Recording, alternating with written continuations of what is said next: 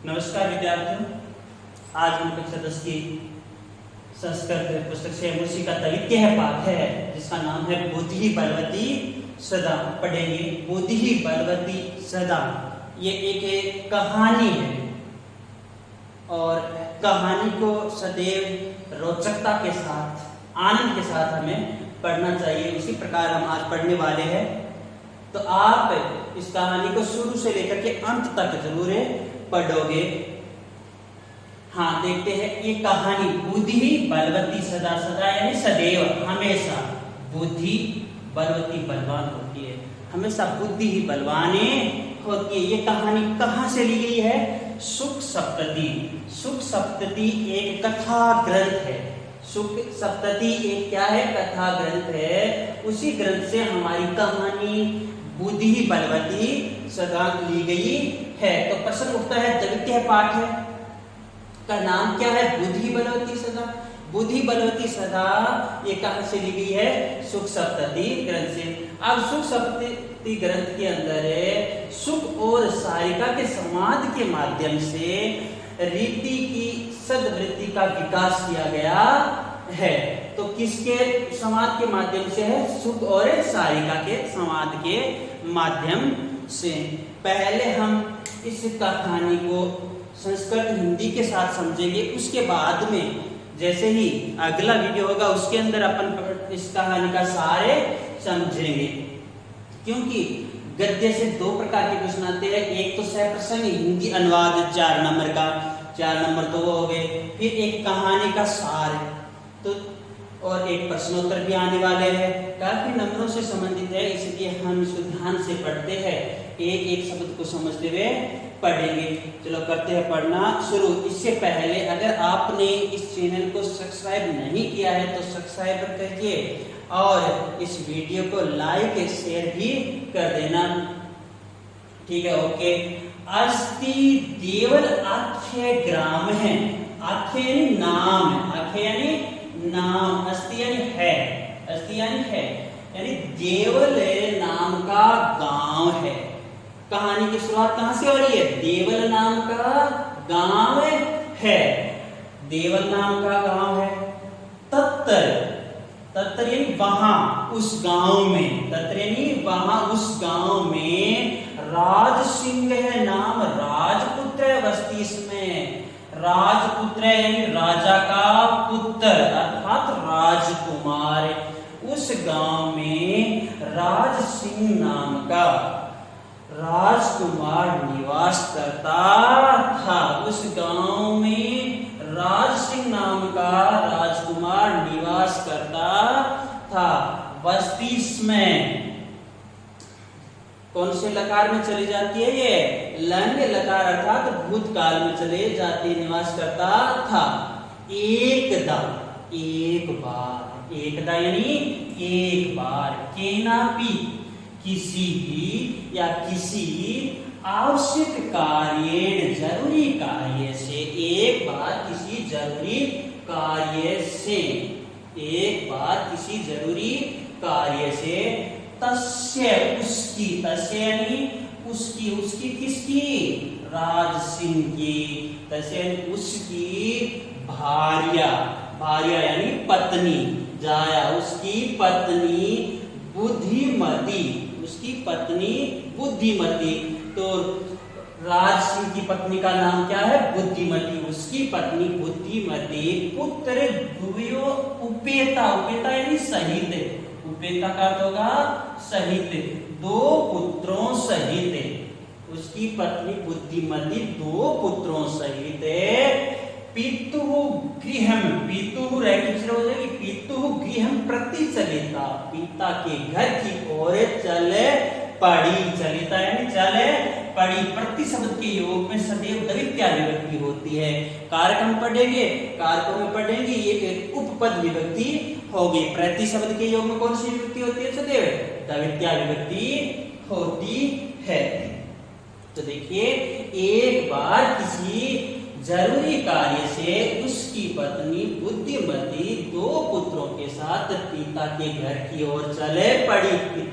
तू गृहम अर्थात पीहर, पियर की ओर चल पड़ी।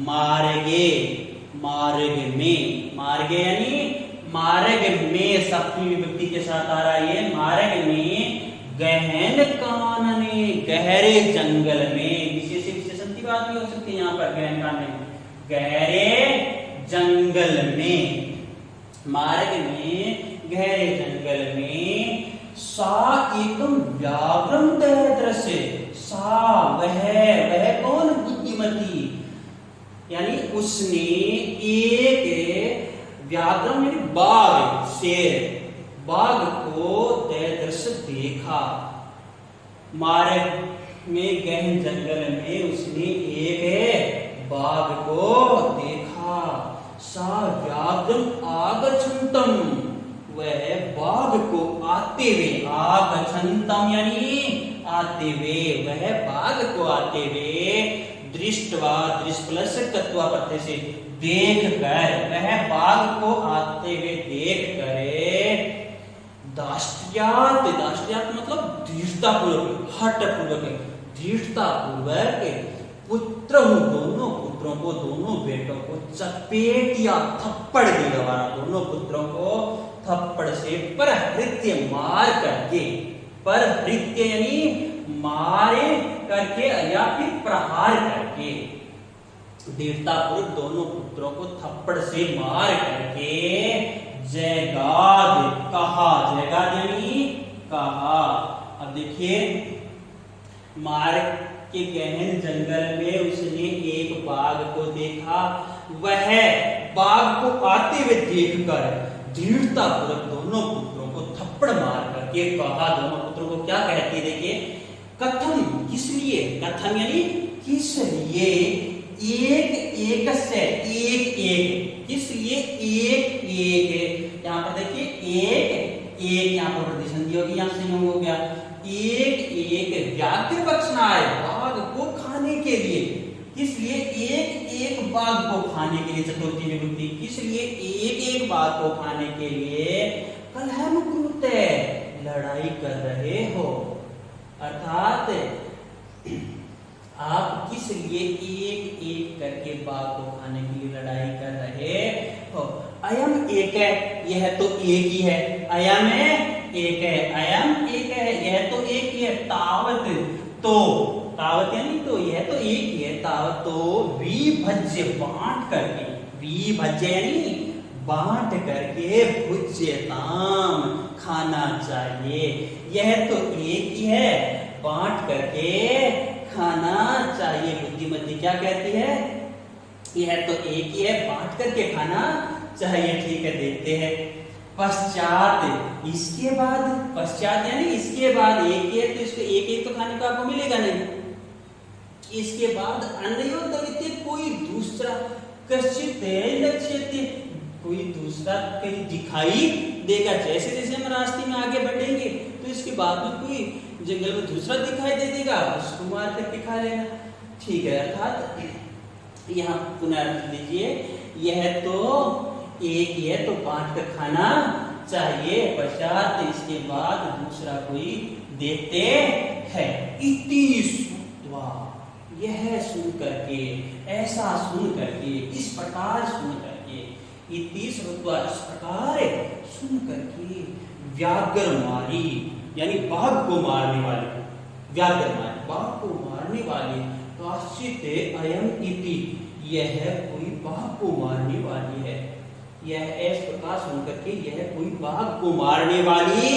है, यह कोई बाघ को मारने वाली है, मत्वा, मान करके, मत्वा मान करके, भयाकुल चित्तो, भय से, भयभीत होकर के, भय से आकुलित चित्त वाला, भय से आकुलित चित्त वाला, व्याघ्र है, नष्ट है, भाग, नष्ट है यानी भाग गया, नष्ट है यानी भाग गया, नष्ट है यानी भाग गया। देखिए, बाघ आता हुआ दिखाई दिया और ये कहानी आगे बढ़ती है, इस प्रकार सुन करके कि यह बाघ को मारने वाली है, ऐसा मान करके भय से आकुलित चित्त वाला वह बाघ भाग गया। अब ये श्लोक है, निज बुद्ध्या विमुक्ता सा भयात् याते से भामिनी, अन्योपि बुद्धिमानि लोके उच्यते है तो भयात, अर्थात देखिए साभामिनी यानी सा वह, भामिनी रूपवती स्त्री, वह रूपवती स्त्री। यहाँ वह रूपवती स्त्री कौन है? बुद्धिमती। किसकी पत्नी है? ये राज सिंह की पत्नी है। ये कौन से गांव में निवास करते थे? देवल नाम के गांव में।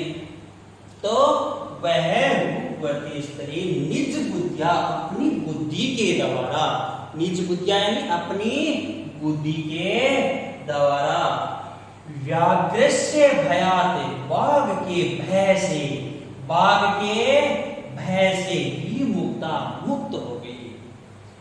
तो अपने देखिए, वह रूपवती स्त्री अपनी बुद्धि के द्वारा बाघ के भय से मुक्त हो गई।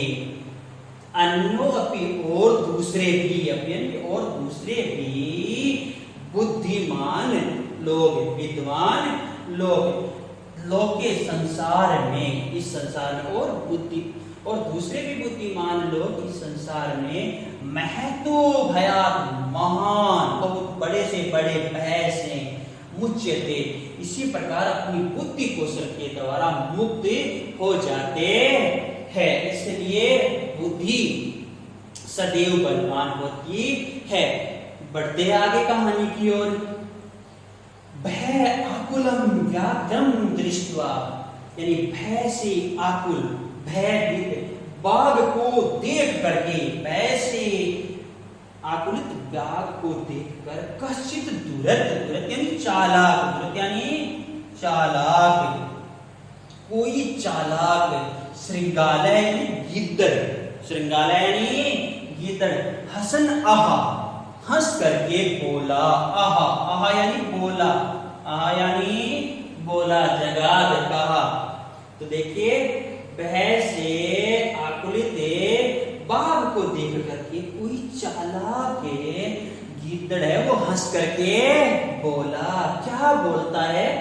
भवान, भवान यानी आप, भवान यानी आप, कुते भयात पलायते, कुते भयात पलायते, आप भय से कहां भाग रहे हो?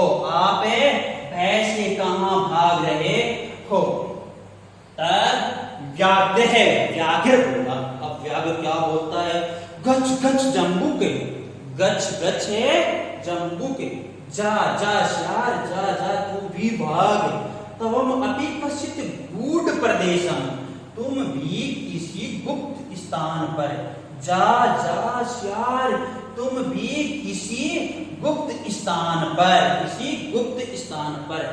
यतो, यतो यानी क्योंकि, यतो यानी क्योंकि व्याघ्र मारी, बाघ को मारने वाली, ऐसा, या जो, या यानी जो शास्त्रीय श्रुति, जो शास्त्रों में सुना गया है, बाघ को मारने वाली, ऐसा जो शास्त्रों में सुना गया है, तया अहम, उसके द्वारा मैं, उसके द्वारा मैं, तया अहम, उसके द्वारा मैं, हंतुम आरभत, मारा ही जाने वाला था, परम किंतु गृहीत कर जीवित है, कर यानी हथेली, गृहीत यानी धारण करके, जीवित यानी जीवन है, किंतु हथेली में जीवन को धारण करके, किंतु हथेली में जीवन को धारण करके, शीघ्रम जल्दी ही, शीघ्र में जल्दी, तत् अग्रते, उसके आगे से, तत् अग्रते यानी उसके आगे से, नष्ट भागे आया, नष्ट यानी भाग आया। देखिए व्याघ्र क्या कहते हैं? गच गच जम्बुक, जा जा श्यार, तुम अभी किसी गुप्त प्रदेशम, तुम भी किसी गुप्त स्थान पर, क्योंकि व्याघ्र मारी, ऐसा जो शास्त्रों में सुना गया है, तया उसके द्वारा अहम मैं मारा ही जाने वाला था, यानी उसने मुझे मारना आरंभ कर दिया था, परम किंतु हथेली में जीवन को लेकर, हथेली में जीवन को धारण करके जल्दी ही उसके आगे से भागे आया। आगे देखते हैं, श्रृंगाल है। अब श्यार क्या कहता है? देखिए श्यार कहता है व्याघ्र, आश्चर्य के साथ देखिए श्यार क्या कहता है?